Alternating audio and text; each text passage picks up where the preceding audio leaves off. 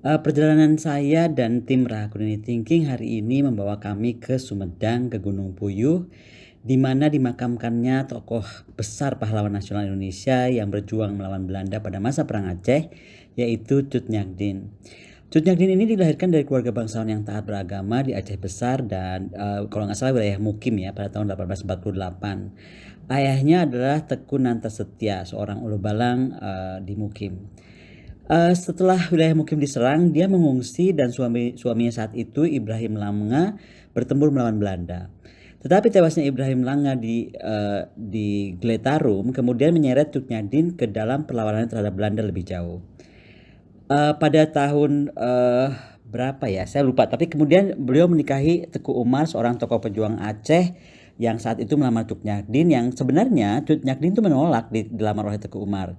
Tapi Teku Umar kemudian berjanji mempersilahkannya ikut bertempur di dalam medan perang. Nah, karena itulah Tut Nyadin akhirnya menikah dengan Teku Umar. Oke, kalau nggak salah tahunnya 1880. Saya tiba-tiba teringat. Nah, hal ini meningkatkan moral semangat perjuangan Aceh kemudian melawan apa yang disebut KP Ulanda atau Belanda kafir. Setelah pernikahannya dengan Teku Umar ini, kemudian Tut Nyadin bersama Teku Umar bertempur melawan Belanda.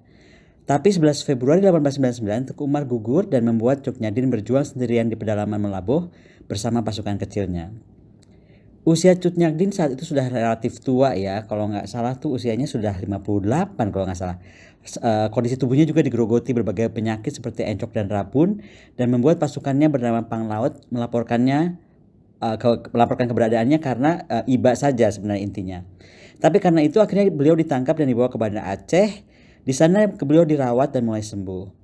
Tetapi keberadaan Tut Nyadin dianggap masih memberikan pengaruh kuat terhadap perlawanan rakyat Aceh dan hubungannya dengan pejuang Aceh yang belum tertangkap dan kemudian membuatnya diasingkan di Sumedang bersama tahanan politik lain yang menarik perhatian dari Bupati di Sumedang waktu itu, Bupati Surya Atmaja.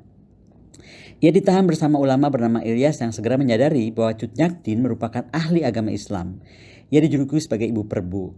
Nah, hari ini kita bisa melihat dan saya sempat meminta anak-anak di rumah beliau dulu di Sumedang yang masih menjalankan kebiasaan yang ditinggalkan Tut Nyadin, yaitu melafazkan Al-Quran dan melahirkan koriko dan koriah nasional kita.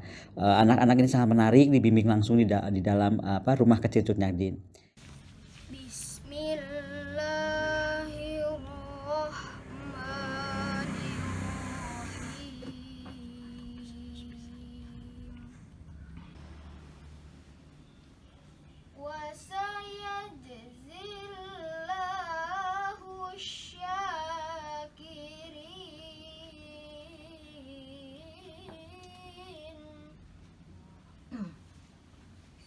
Nah, 6 November 1908 Tut Nyadin akhirnya meninggal dunia, jadi hanya 2 tahun ya di Sumedang.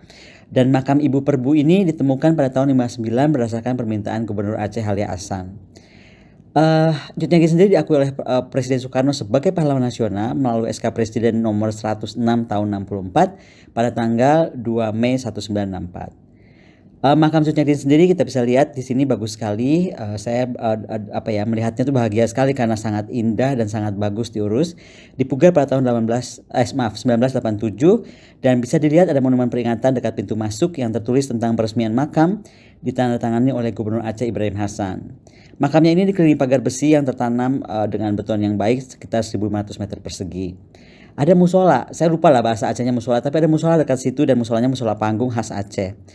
Di dalam batu nisan Tut Nyadin ditulis bahwa riwayat hidupnya juga tulisan bahasa Arab, terus kemudian ada surat At-Taubah dan surat Al-Fajr serta hikayat cerita Aceh.